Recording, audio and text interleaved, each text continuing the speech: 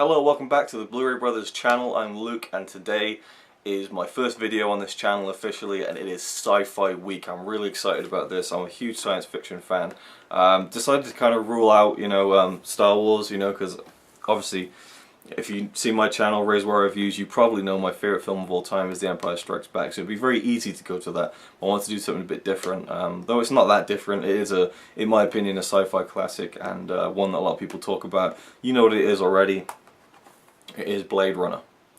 And yeah, what a film, what a Blu-ray as well. Before I get onto the film and the Blu-ray, we've decided, we're doing the weekly schedule where Robbie will post a video on Monday, I'll post one on Wednesday, Ryan will post one on Friday. Saturday will be a guest spot every now and again, and Sunday will be optional videos.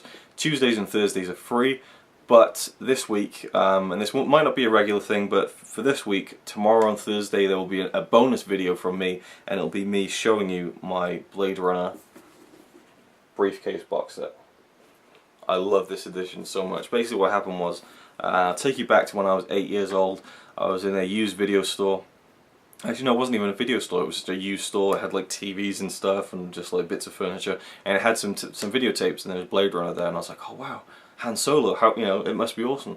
So I picked it up, went back to my dad's, played it for about 20 minutes, and then took it back and sold it for like 10% of what I bought it from. I got completely ripped off, but I was a kid, didn't know any better, and I just could not, my head couldn't grasp Blade Runner. I couldn't get into it. It was too deep for me, too slow for me, not enough action. It just didn't sit right with me really, and I never felt like revisiting it again. I just thought it was a boring movie.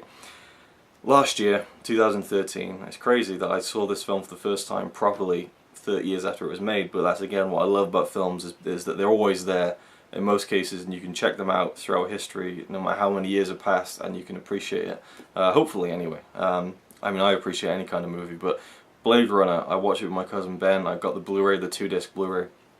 It was on sale cheap in HMV around my birthday last year. Picked it up, watched it with my cousin Ben, absolutely loved it, and I decided I wanted to get like the limited edition set. But I found out that it was just out of print, expensive, and then I heard that it was going on Amazon Spain for a very decent price. So I ordered it for my birthday, and I got it, the briefcase set. This was released as a DVD, as a Blu-ray, and a HD DVD. This is the Blu-ray version, and the only downside is that it's Spanish, and that the writing on the Blu-ray is in Spanish, and on the note from Ridley Scott inside the set.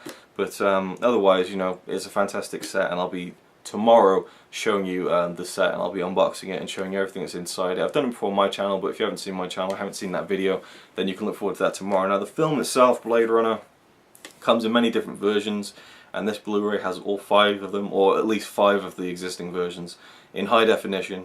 You have the final cut from 2007, which Ridley Scott, the director, considers his vision, the only cut of the film that he had full creative control over and that he's satisfied with. There is the original theatrical edition, the original international theatrical edition, the special edition, the director's cut, and then the final cut. I've only seen the final cut because I've heard that's the best one to watch, so I'm looking forward to checking out the other versions over the ensuing years, I guess, just to see what they're all about. But for me, the final cut is what I'm judging here, and it's an amazing film. I absolutely love it. Of course, Harrison Ford stars as Deckard, who is a Blade Runner. He hunts down these replicants, which are humanoid androids, like a Terminator kind of, but not really, but they look and sound and talk and move just like a human. They replicate being a human. And what I love about this film is that it's not just, well, it isn't really an action film, and it isn't about the kind of, just robots against man. It's about humanity to me. It really is a morality play on humanity, what it is to be human, and and questioning that. And Harrison Ford as Deckard is brilliant, very understated performance, but really works for the role. This is really like film noir-ish in tone, and the themes that run throughout the film.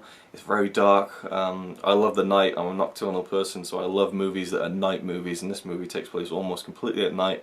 In fact, completely at night, except for one thing I can think of. Either way, it's a very dark film. It's always raining. It's in Los Angeles in 2019, and we just have these huge neon signs and adverts and just flying cars, and it's not too over the top futuristic. You can almost imagine it. If you take away the flying car aspect, you could almost imagine how, you know, how this could happen. And just these huge refineries, very dark and almost gothic at times as well. And what I love about it, well, one of the things I love about it, because I keep saying that, but one of the things I love about it is the production design by Sid Mead, primarily. You know, Ridley Scott as the director, bringing that vision to life as well. The production design is fantastic. I watched this with my fiancée Connie last year as well. I said, "You've got to see this film," and she said, "When was this from again?" Because she was really impressed with the special effects, you know, for it being from the early 80s, and it's because it's real, it's tangible. You could touch it if you were there when they filmed it, because they used models and miniatures, and you can just tell that on camera. And when you can tell that on camera, even if you go, "Oh, that's a miniature," you know that it's real, and you can buy into it so much more easily, in my opinion, than if they did a CGI rendering of a building. And yeah, production design really sells the movie. It's almost like one of the main characters of the film. For me, it's such a standout job of creating a world that, you know, that we don't know, but it's not too far.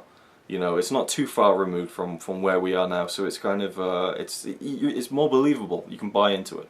Rutger Hauer is in this movie. He plays Roy Batty, who is the leader of this gang of renegade replicants who are off causing mayhem, and Deckard has to hunt them down. And it's a kind of a you know, a thriller, you know, detective, science fiction story. It's just, I love how it just twists a few genres and really makes it its own movie. It's a really unique film, I think, and Rutger Hauer gives it a fantastic powerhouse of a performance. If you took out the last 20 minutes of his performance in Blade Runner, you could almost say he was good, you know, but nothing special. It's really at the end of the movie when everything comes to a head. It all culminates to this final scene, all these final scenes that involve him and his character. And he gives this speech at the end of the film that he kind of rewrote on the day. That is one of the finest moments that I've ever seen in a movie. It's just such a perfect realization of cinema. It just is everything. The production design, the music, the performance, it all comes together, and the story. And you just come out with an amazing moment. That speech by Rutger Hauer is easily the best thing he's ever done, and is one of my favorite scenes in a film. It's brilliant, and the music by Vangelis is incredible, otherworldly. It's out of this world, literally. It's like nothing I've ever heard before. I'm sure there are music aficionados who have heard similar stuff, but for me it was like, it just transported me into the world. It was ethereal and just, yeah, otherworldly. Fantastic score, and again, all the elements just come together in this to make a fantastic film.